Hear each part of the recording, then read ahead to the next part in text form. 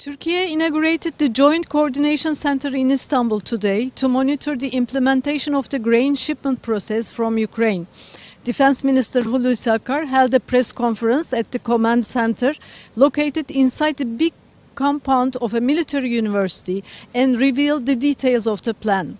According to Akar, the center consists of a total of 20 representatives, both military and civilian, from Russia, Ukraine, the United Nations and Turkey, 5 from each party.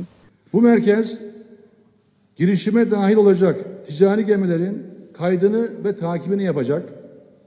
Uydu, internet ve diğer muhabere vasıtalarıyla ticari gemilerin intikalini teknik olarak takip edecek. Mayın temizleme ihtiyacı olursa taraflarca mutabık kalınacak şekilde planlama yapılacak ve ona göre icraatta bulunulacaktır.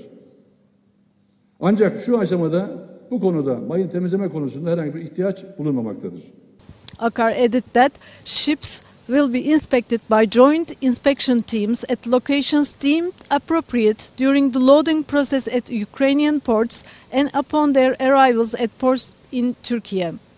The minister also announced that currently the preparation and planning of the first grain-laden ships to leave the Ukrainian ports is continuing.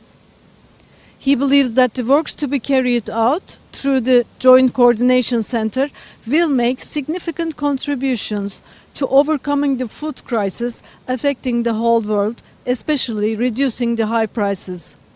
According to the minister, more than 25 million tons of grain waiting in Ukrainian ports will be delivered at the countries in need through the safe corridor.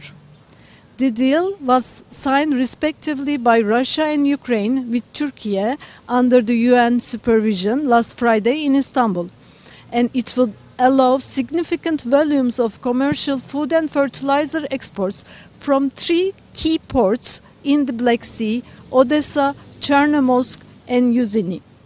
Ukraine is among the world's leading grain exporters, supplying more than 45 million tons annually to the global market, according to the UN Food and Agriculture Organization.